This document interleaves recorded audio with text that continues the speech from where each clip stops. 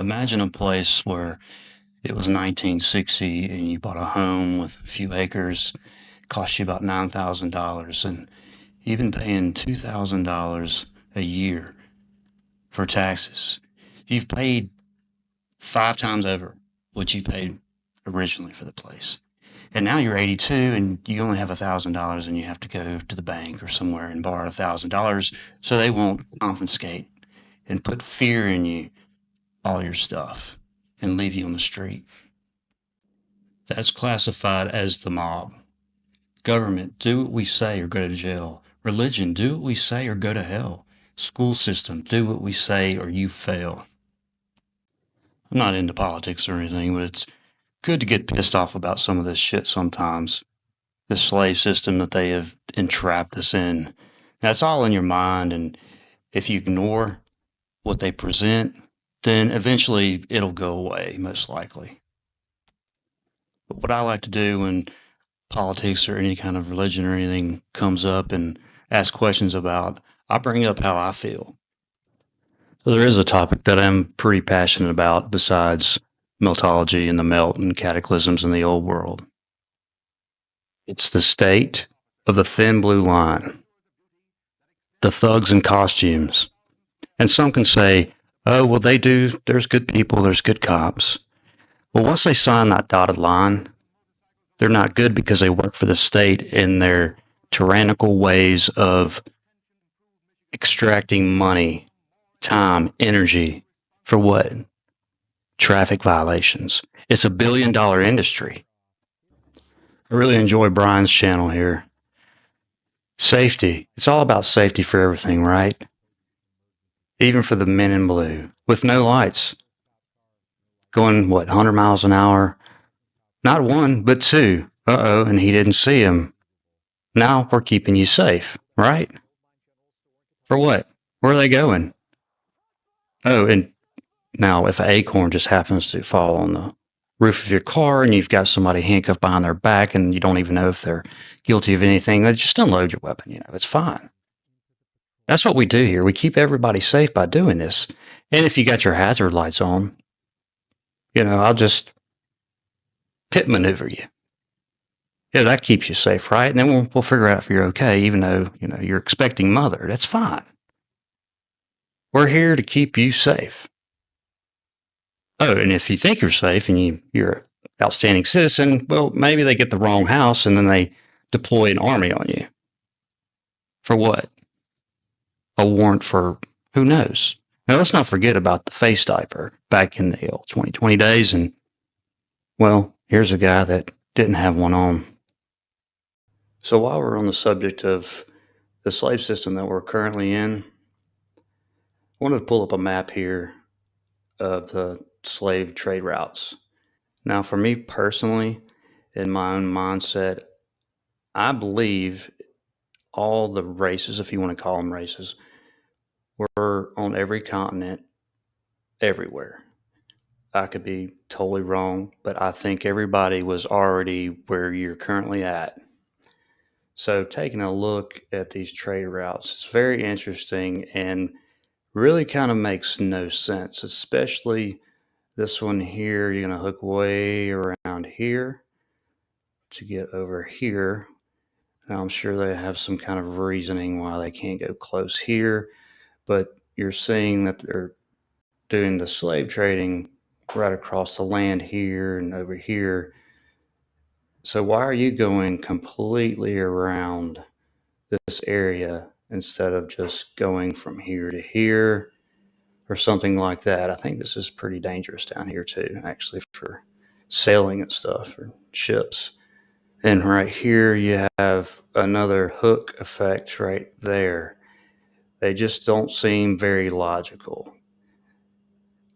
Some of these do, but some don't. And the means and how long all this took, like a map like this, it would tell you that this was nonstop.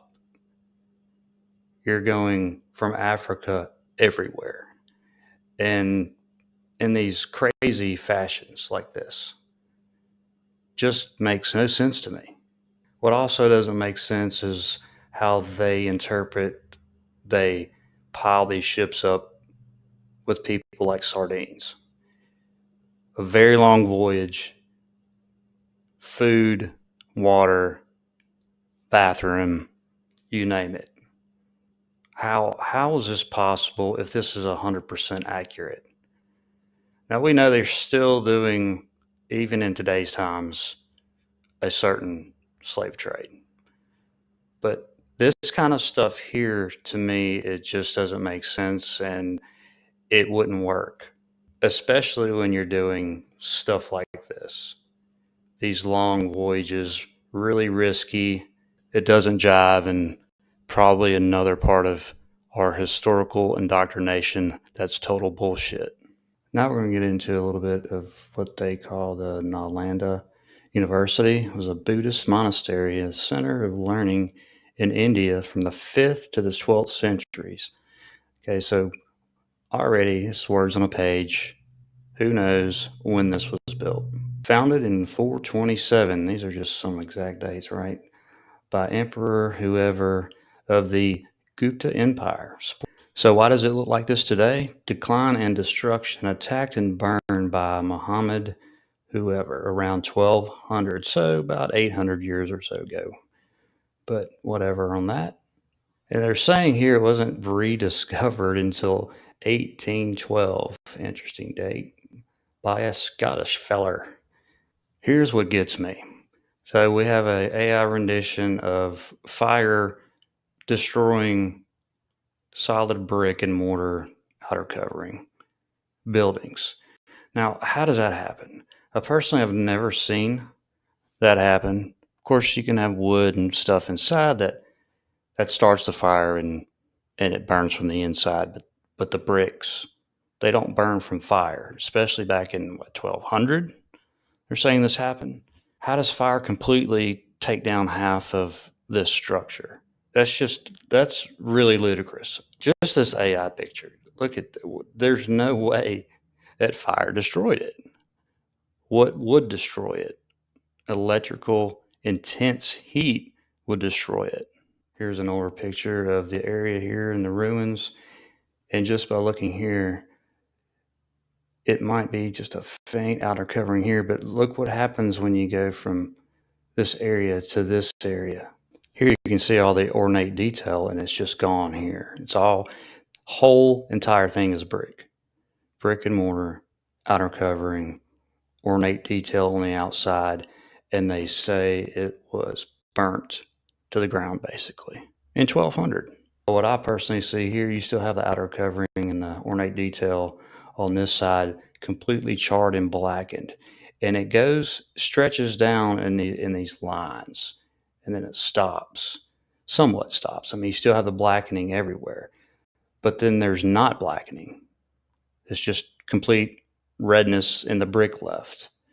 But this looks scorched, not by just your common fire. Here, what it looks like to me here is this was probably 90 degrees and straight up here, and you have the bricks kind of going backwards a little bit and lean back like it's possibly melting down. They're calling this a university. All I see is tech. All these columns everywhere. Well, what's left of columns possibly, right? And then you have these what look like tiles. You have pretty squared off tiles here, but not here. It's like the tops of these columns. Brick changing in this catastrophic event, and it makes it look like they were tiles. I'm not saying that they couldn't have tiled some of this stuff up back in the day, but I'm thinking that this was all also just regular brick and it changed to this stuff here, this blackening of this techie like stuff everywhere. Come on, a university. What is all this for? Does everybody have a seat here? Which I think the depictions are that all this was like columns or something. But what's going on here and here, and all this blackening and the charness, like I was talking about, everywhere on this structure. Closer shot of one of those. Like what happened? Could they have put this here right there? Maybe. I doubt it. I think this is all original. I don't know, but look at what it's changed into here. It's rocking up stone. Look what it was. This ornate structure. And then it completely melted down. What I was talking about earlier, see, these are obvious bricks, bricks, bricks. Now you're kind of getting into the stone look.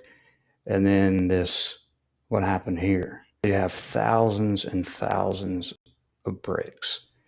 And then you're just going to kind of put some stones here and there. It was a fire. It did all this. It only scorched layers, right? In layers. This is electrical current to me. All of it. You can see it almost starting to like actually melt up here. But it's all damaged. It's all heat damage, but not by fire.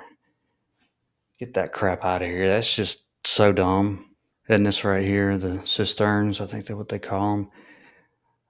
I can't quit thinking about the place that I visited in Alabama, the walls of Jericho, and it looks like the same thing, but it was melted in. Now, is that a coincidence that it looks exactly the same thing, the same shape? I don't believe in coincidences. I'm thinking these were everywhere, and every now and then we find a remnants of one that's gone, that's been melted. We're going to venture into Royal National Park in Australia with this banger of a picture here. Just check out what's happening. This supposed geology here just drifting into what they call man-made. But look at what the man-made stuff has changed into. And why is it doing it just in certain spots? And it just happens to look just like this stuff here. Another angle here, you can see this block work melting here. It's come off, it's changing just like this supposed nature. Worst case, you got to be kind of blind of what's going on right here. If anything, you should be asking a ton of questions. Where the hell are all the geologists and all those people? Look at this. The swirling around effect. The melting. Right here. See how it's drifting into, possibly man-made?